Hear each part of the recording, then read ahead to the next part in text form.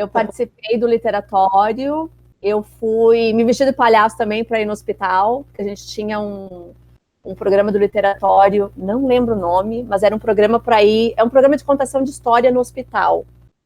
Também acho que é o mesmo, seguindo o mesmo estilo, né? Você se veste, a gente se vestia de personagens literários da cultura brasileira. Então eu me vestia de Emília, minha mãe fez a peruca, o vestidinho e tal, e a gente ia para o hospital contar histórias.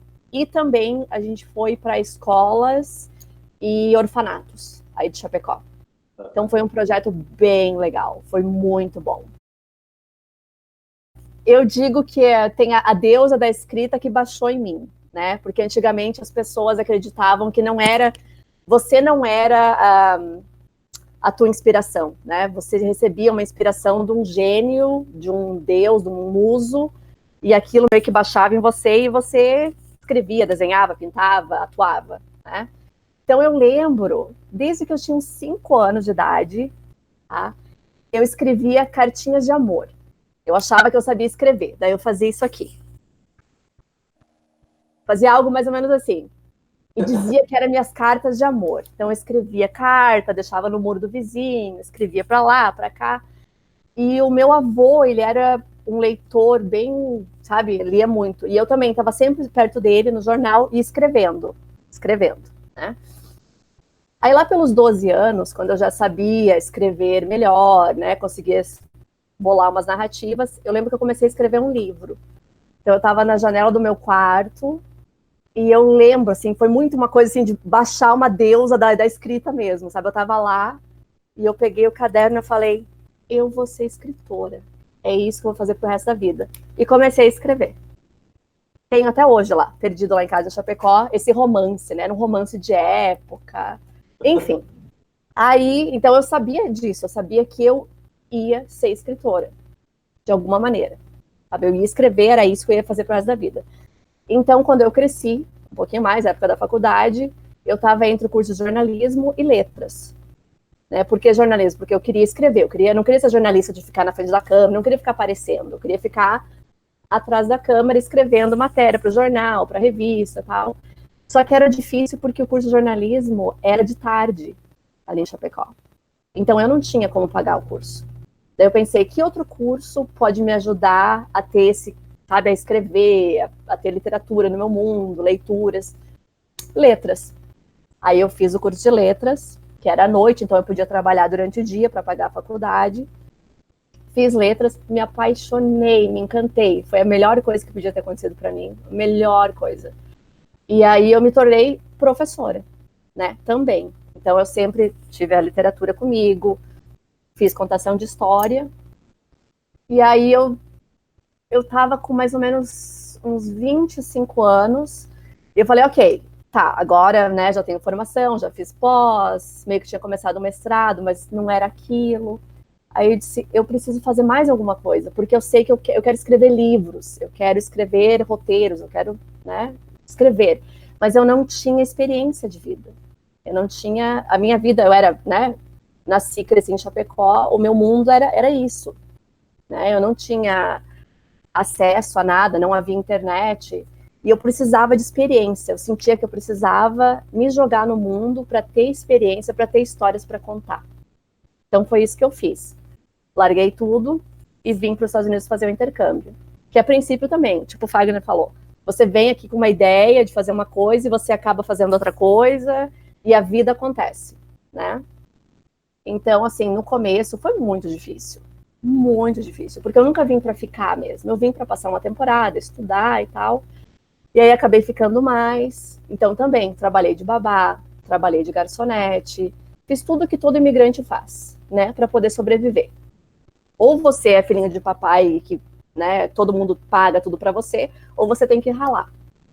Então vim para cá, trabalhei, e aí eu comecei a fazer curso de roteiro aqui, que a melhor coisa é escrever cinema. Então aí eu comecei a fazer curso de roteiro, isso já em 2006, e depois fiz curso de cinema, daí mais completo, com direção, produção, todo o desenvolvimento e tal, e falei, ok, é isso. A minha deusa da escrita ficou satisfeita, falou, ok, te abençoo, vai. Vai, minha filha, que é isso.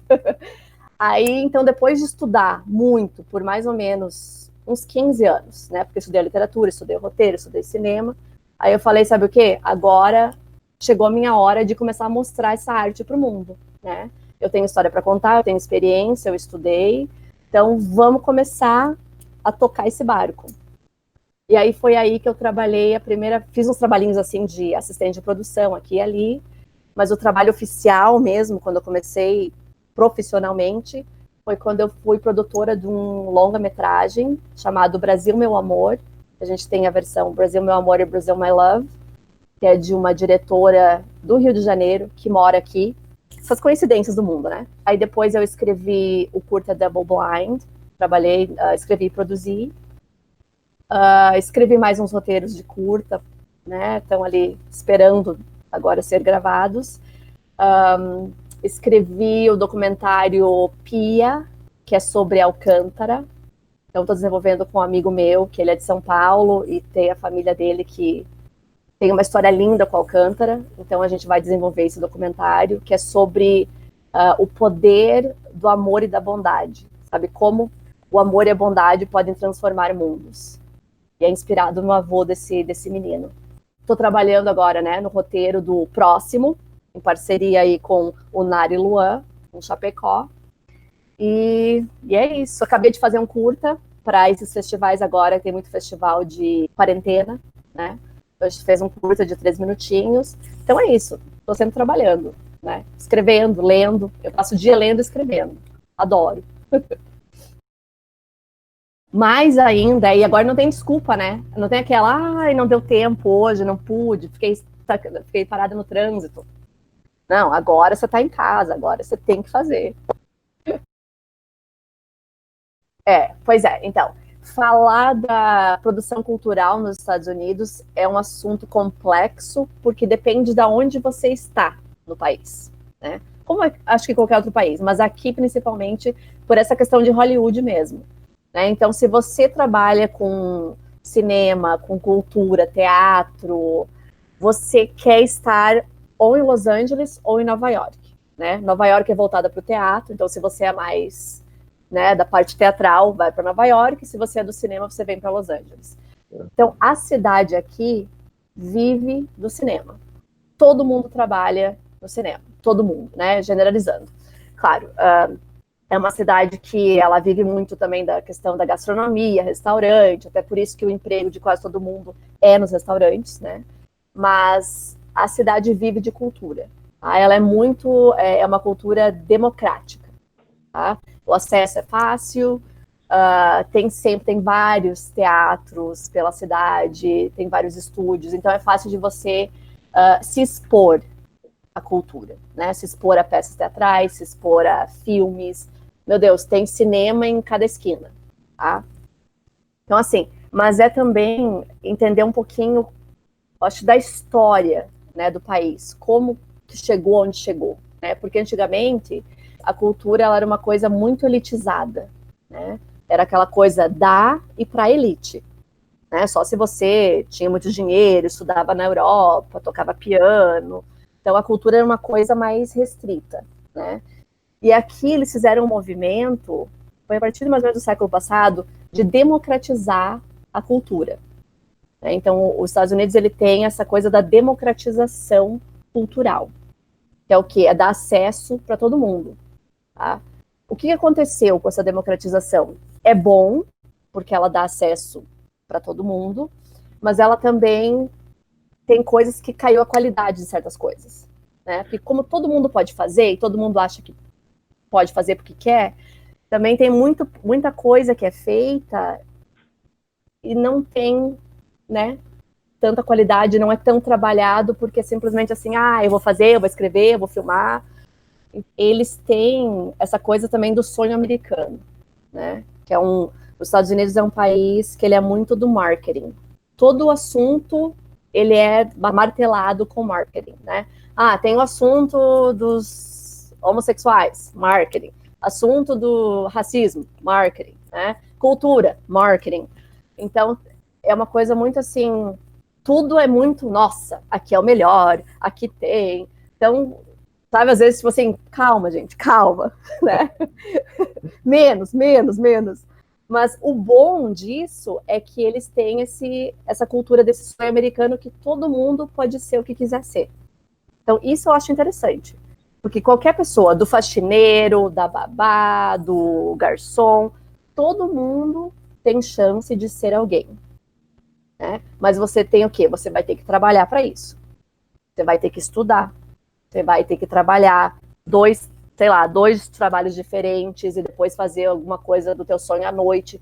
Então, assim, tem oportunidade, ela tá aí democratizada para todo mundo, mas você tem que trabalhar muito, tá? A não ser, claro, como em qualquer lugar do mundo, se você tem muito dinheiro e tal, e você não precisa, né?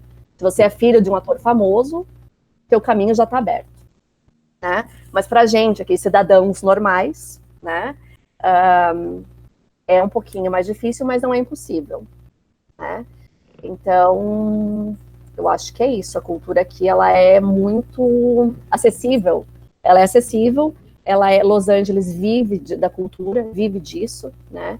Então, na verdade, os estúdios de cinema, eles são grandes bancos, porque financia para cá, financia para lá. Então, todo mundo, o papo da cidade é cinema. Se você vai num restaurante, você vai num café, sempre tem uma mesa, sempre tem alguém falando sobre cinema, falando sobre um filme, falando sobre um roteiro. Então a competição aqui, ela é muito grande.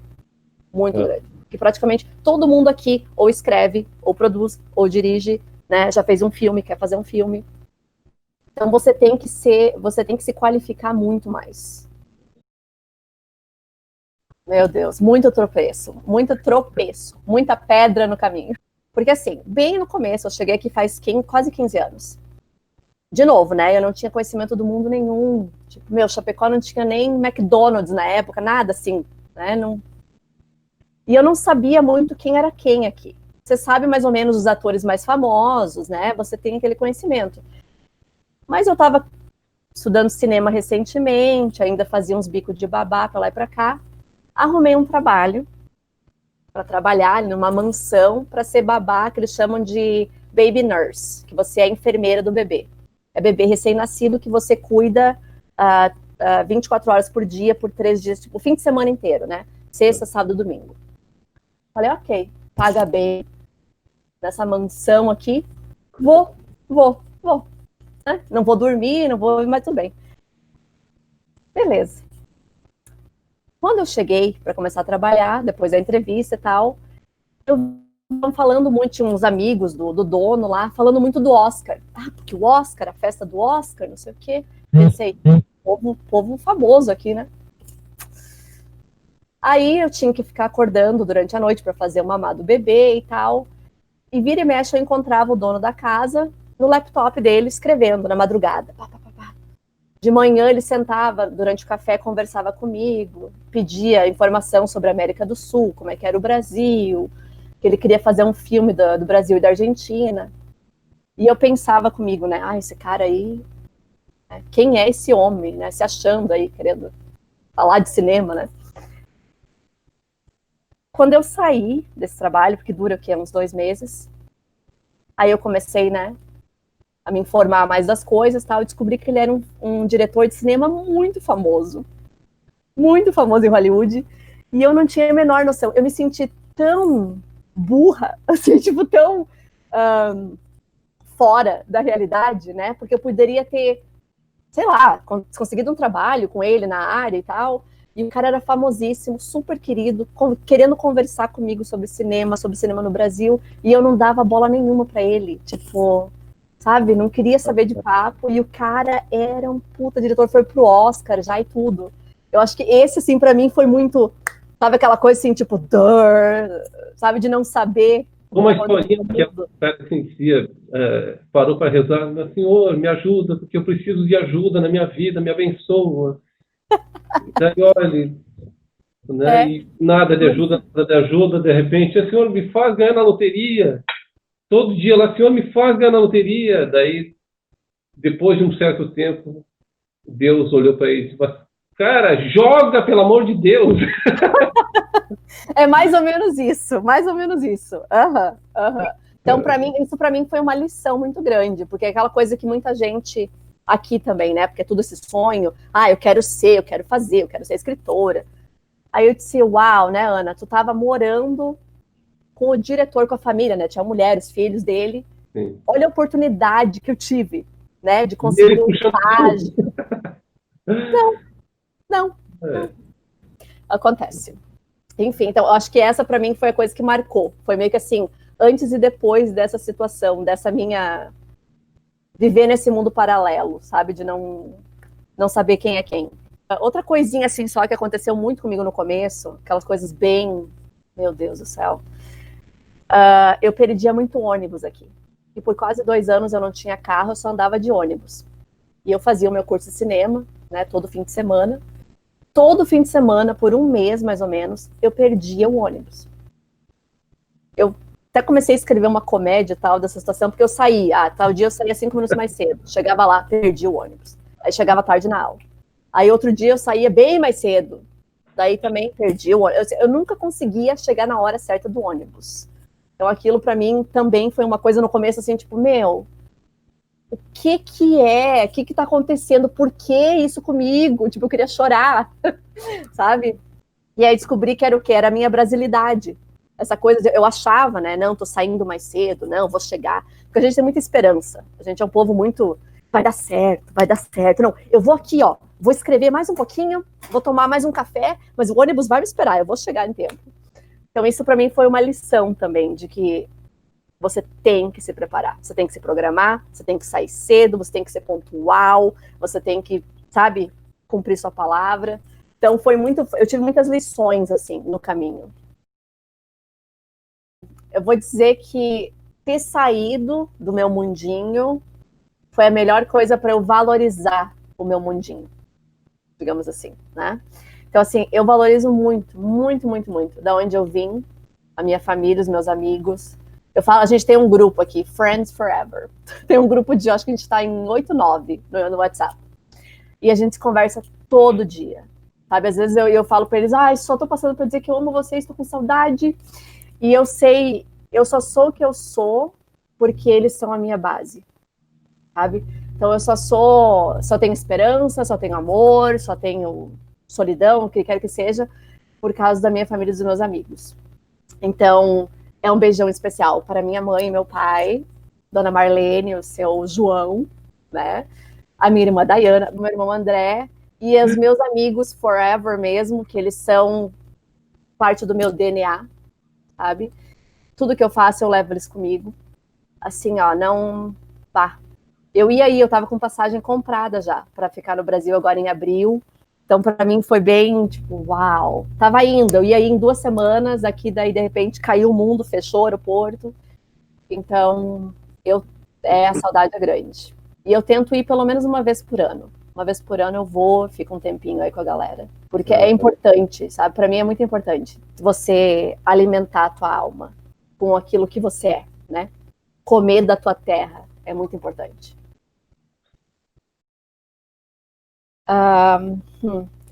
Eu não sei sugestão, porque, assim, culturalmente falando, eu gosto muito, muito da cultura brasileira, da nossa cultura de comunidade, sabe? A gente tem vários defeitos, tem. Todo país tem, todo ser humano tem. É difícil conviver, agora que a gente tá sozinho, né? Tipo, eu passo o dia sozinho. Como é difícil conviver com o teu espelho, sabe? A gente tá feliz, tá triste, mas enfim, o Brasil tem essa cultura tão de comunidade, sabe? De todo mundo é amigo. Você chega, eu sinto isso no aeroporto. Eu chego no aeroporto em São Paulo, qualquer pessoa que está do meu lado já começa a conversar, já conta a vida inteira.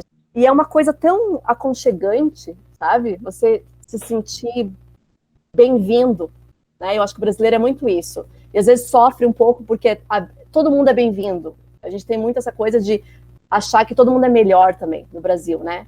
Que é essa... Como é que fala, gente, do cachorro? Falso, me ajuda aí. Do Foi melhor. Vira-lata. Como é que é a síndrome do vira-lata? Também. É isso no Brasil, sabe? A gente é bom, a gente tem uma criatividade. A criatividade do brasileiro é uma coisa sensacional, sabe? Então, assim, para mim aqui, essa coisa foi difícil, porque aqui é um país muito individualista, né? Tem de tudo, né? Tudo acontece, a cultura, o cinema e tal, mas é cada um por si, Deus contra todos, sabe? É cada um na sua. Você não pode encostar porque, meu Deus do céu, é assédio. Assédio e tal. Às vezes eu falo, uau, tipo, no Brasil, essa coisa nunca seria um assédio, porque é normal, a gente abraça e pega e tal. Aqui já, eles têm o personal space dele, tipo, é o teu espaço pessoal. Você não pode já chegar abraçando, beijando. É meio que, sabe? Então, isso é meio difícil no começo, porque você tá acostumado a chegar, abraçar, beijar e contar da vida, e eles já meio que, sabe? Né? Peraí. E outra coisa que eu acho muito importante na vida, em qualquer cultura, em qualquer país, é a gente também não se fazer de vítima. Né? Que acontece muito, eu vejo muitas pessoas que, eu queria, porque o outro, né, porque alguém teve preconceito contra mim, ou preconceito religioso, ou de cor, ou de imigrante mesmo, né, tipo, a gente imigrante, nós somos os haitianos dos Estados Unidos aqui, então, às vezes, existe a pessoa boa, existe a pessoa ruim, existe o asshole, mas você não pode se fazer de vítima. Né? Eu assisti um documentário agora essa semana da Michelle Obama. E várias pessoas perguntavam, mas como é que você lidou com o racismo, isso e aquilo? E ela dizia, tipo, eu sabia o que eu queria, e eu estudei, eu fiz as minhas coisas, eu não fiquei ouvindo. Então, de repente, uma dica para o mundo em geral, né, para a galera, não fica ouvindo muito. Quem está te criticando, quem está tentando te baixar, te diminuir, sabe? Não se coloca naquela posição de vítima, coitadinha de mim, porque vive a tua vida, segue o teu sonho, sabe? Isso eu acho que é uma coisa que eu vi muito no mundo, sabe? Muita gente que, independente do que aconteceu, foi lá e venceu, sabe? Isso é importante.